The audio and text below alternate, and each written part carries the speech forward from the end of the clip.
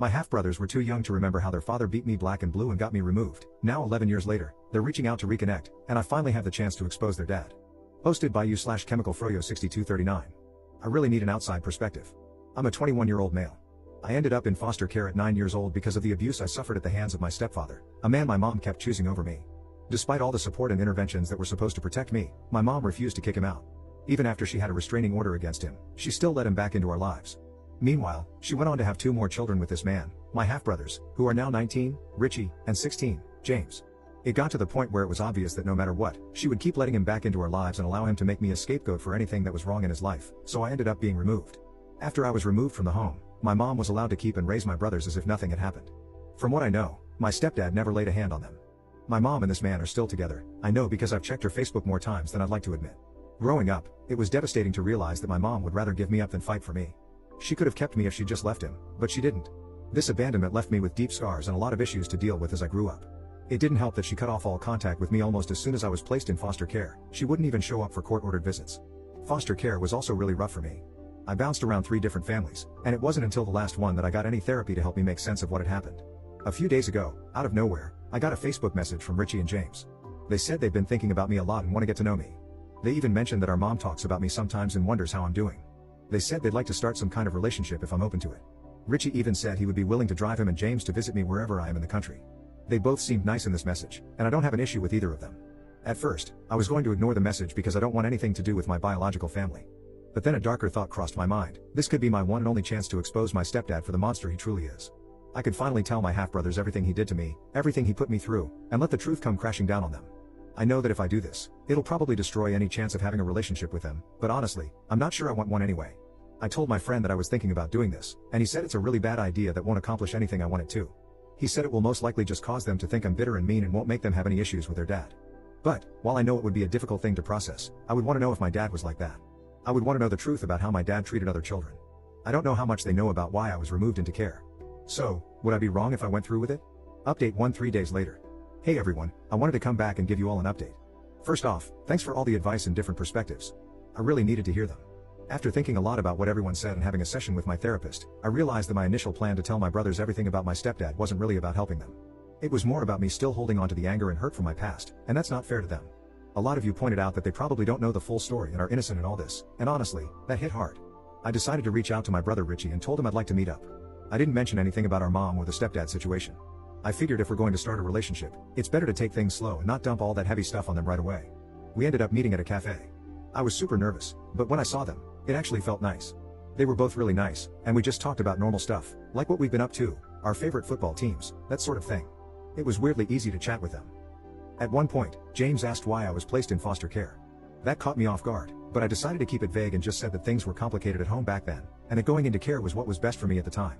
James started pushing a bit for more details, but Richie told him to knock it off, which, honestly, was a relief. By the end of it, I was glad I went. They asked if we could stay in touch, and I said yes. I'm still figuring out how much to share about what happened, but for now, I'm just trying to focus on building a relationship with them. I've realized that while the past is important, it doesn't have to dictate how things go with them now. So yeah, thanks again to everyone who helped me see things more clearly. I'm feeling a lot more hopeful about this, and I'm really glad I didn't just go with my gut reaction to tell them everything right off the bat. We'll see where things go from here, but I'm cautiously optimistic. Update 2 1 week later. Before anything, I want to say that I read a lot of your comments. So many were saying I was selfish for wanting to expose my stepdad, while others were saying I was a coward for not doing so. Some people argued that I was allowing the abuser to get away with it by not telling my brothers, and I even received DMs calling me an abuse apologist. Some accused me of being a liar for not answering the question James asked when we first met. I never said I wasn't ever going to talk to them about my past. In my last post, I specifically mentioned that I'm still working on sharing my past in a healthy way, with help from my therapist. Yet, I had people acting like they knew best and that I should just tell them both right away, with so many arguing about it one way or the other. It feels like no matter what I do, there will be issues, and I will upset someone. I'm aware of that, and I'm trying to navigate this in my own way, so please be respectful of that, even if you would have handled it differently. I'm in no way letting my stepdad get away with the abuse. I tried everything I could as a child and teen to get him prosecuted. I've accepted that it's not going to happen. Just know that I am a real person who reads the comments, and not everything I do is perfect.